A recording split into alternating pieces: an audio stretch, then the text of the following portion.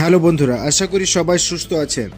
যখন অর্ধেক পৃথিবী একত্রিত হয়ে একটি জাতির ওপর আক্রমণ করতে চায়, দেশের জাতীয় নিরাপত্তা বিঘ্নিত হয়, দেশের নাগরিকদের নিরাপত্তা অনিশ্চিত হয়, এমন একটি ক্রিটিক্যাল সময়ে যে দেশটি নিজেকে রক্ষা করার জন্য বা তার শত্রুকে ধ্বংস করার জন্য যে কোনো সিদ্ধান্ত নিতে পারে, দেওয়ালের ভেতরে যখন পিঠ থেকে যাবে, তখন এটা দেখার বিষয় বা চিন্তা করার বিষয় নেই আন্তর্জাতিক আইন কি বলে বা পশ্চিম আইনে কোনটা নিষিদ্ধ আছে। এগুলো দেখার আর টাইম নেই। সরাসরি শক্তি বৃদ্ধি করতে হবে এবং ইসরায়েলের মতো দখলদার রাষ্ট্রকে নিশ্চিহ্ন করতে হবে। তাদের অগ্রসর আর চলবে না। এই যে মন্ত্র রয়েছে, এই যে তত্ত্ব রয়েছে, এ সকল কিছুর ওপর ইরান আরও শক্তিশালী একটা সিদ্ধান্ত নিয়েছে এবং নতুন শক্তি অর্জন করছে।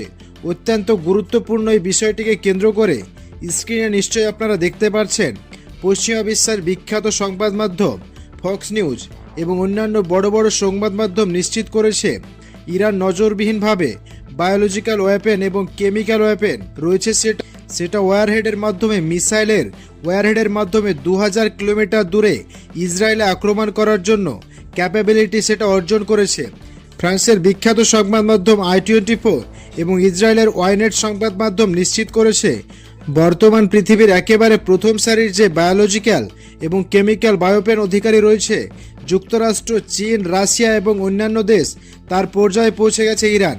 ব্যাপক ভিত্তিতে তারা এই উৎপাদন সুনিশ্চিত করেছে এবং ইরানের আইআরজিসি তাদের গোপন যে সকল আন্ডারগ্রাউন্ড বিভিন্ন ধরনের কারখানা রয়েছে, সেখানে এর বায়োলজিক্যাল এবং কেমিক্যাল বায়োপেন সরাসরি তাদের মিসাইলে লোড করে চূড়ান্ত যে প্রস্তুতি সেটা সম্পন্ন করছে। ইরান যে কোনো পরিস্থিতিতে মোকাবেলা করার জন্য প্রস্তুত হচ্ছে। একেবারে যে কোনো পরিস্থিতিতে শেষ সময়ে তৃতীয় বিশ্বযুদ্ধ যদি হয়, তাকে মোকাবেলা করার জন্য ইরান প্রস্তুতি নিচ্ছে। দেখুন, রাসায়নিক এবং জৈবিক ওভারহেড হলো অস্ত্রের এমন একটি অংশ যা মিসাইল, বোমা বা অন্যান্য যুদ্ধাস্ত্রের সঙ্গে যুক্ত করে ব্যবহার করা হয়। এগুলো সাধারণত বিস্ফোরণের মতো কাজ করে না, বরঞ্চ এগুলো বিষাক্ত পদার্থ বা জীবাণু ছড়িয়ে দেয় যা মানুষ এবং প্রাণী বা পরিবেশকে ক্ষতিগ্রস্ত করে। এগুলোকে অপারস্পরিক অস্ত্র বা ম্যাস ডিস্ট্রাকশন বায়োপেন WBMD বলা হয়।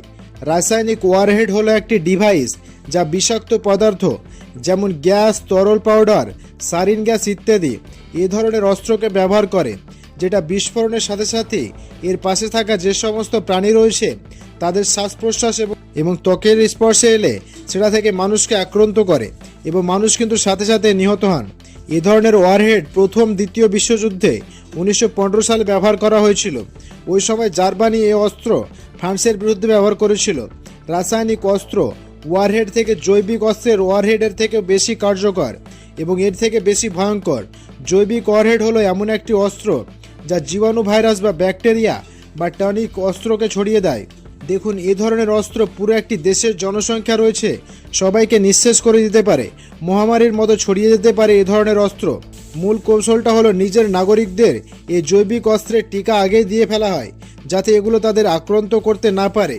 আর যে দেশের টার্গেট হবে সেখানে আক্রমণ করলে একজন থেকে আরেকজন অনেকটা মহামারীর মতো এই অস্ত্র ছড়িয়ে পড়বে এবং সবাইকে আক্রান্ত করে ব্যাপক ক্ষয়ক্ষতি করবে। আর এর জন্য জাতিসংঘের নিয়ম অনুসারে এই জৈবিক অস্ত্র এবং রাসায়নিক অস্ত্র দুটোই ব্যবহার করা নিষিদ্ধ। তবে একটি জাতি এবং একটি দেশ নিজেকে রক্ষা করার জন্য এ ধরনের অস্ত্রের মজুদ রাখে। জাতিসংঘের আইন অনুসারে এ ধরনের অস্ত্র রাখা নিষিদ্ধ এবং মজুদ রাখাও নিষিদ্ধ। তারপরেও যুক্তরাষ্ট্র, পশ্চিমা বিশ্বের দেশ যুক্তরাজ্য কিংবা চীন, রাশিয়ার মতো দেশ, এমনকি অন্যান্য আরও কয়েকটি দেশ এ ধরনের অস্ত্রের এখনও ব্যাপক মজুদ রেখেছে এবং তারা যে কোনো আপৎকালীন পরিস্থিতিতে নিজেকে শেষ পর্যায়ে রক্ষার জন্য এটি ব্যবহার করতে পারে। এটা বলতে পারেন তাদের রক্ষা কবচের মতো। এখন পৃথিবীর অন্যান্য দেশ এই রাসায়নিক এবং জৈবিক অস্ত্র অত্যন্ত মারাত্মক ঝুঁকি থাকার পরেও তারা কিন্তু সেটাকে নিষ্ক্রিয় করেনি, ধ্বংস করেনি। সুতরাং ইরানের মতো দেশ কেন সে ঝুঁকি নেবে যে তারা দেশের রক্ষা করার জন্য তারা এর অস্ত্র ব্যবহার করতে পারবে না? আর এই জন্যই কিন্তু তারা এই অস্ত্রের এখন ব্যাপক মজুদ করছে।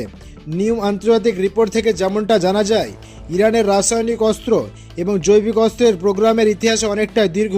1980-র দশকে ইরাক এবং ইরান যুদ্ধের সময় ইরাকের সাদ্দাম হুসাইন ইরানের ওপর প্রথম রাসায়নিক অস্ত্র যেমন মাস্টার্ড গ্যাস ব্যবহার করেছিল, যা হাজার হাজার নিরীহ ইরানি মানুষকে মারাত্মকভাবে ওই সময় ক্ষতিগ্রস্ত করেছিল এবং বহু মানুষ নিহত হয়। এর ফলে কিন্তু ইরান নিজস্ব রাসায়নিক অস্ত্রের প্রোগ্রাম শুরু করেছিল এমনটাই শোনা যায়। 1997 সালে ইরান কেমিক্যাল বায়োপেন কনভেনশন সিডিবিউলিতে সাইন করেছে এবং দাবি করে তাদের প্রোগ্রাম ধ্বংস করেছে।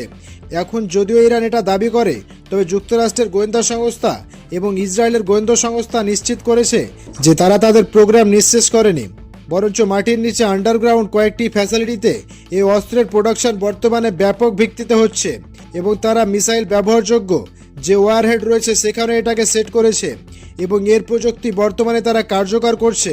দেখুন, ইরান ব্লাঙ্কার ব্লাস্টার ওয়ারহেডের মিসাইল তৈরি করছে, নতুন করে বায়োলজিক্যাল বায়োপেন বড় মজুদ করছে ইরান। ইসরায়েলের অস্তিত্বের জন্য এটি একটি বড় হুমকি এবং ইসরায়েল প্রচণ্ডভাবে আতঙ্কিত, যার জন্য জরুরি ভিত্তিতে ইসরায়েলের প্রধানমন্ত্রী বর্তমানে যুক্তরাষ্ট্র সফরে গিয়েছেন।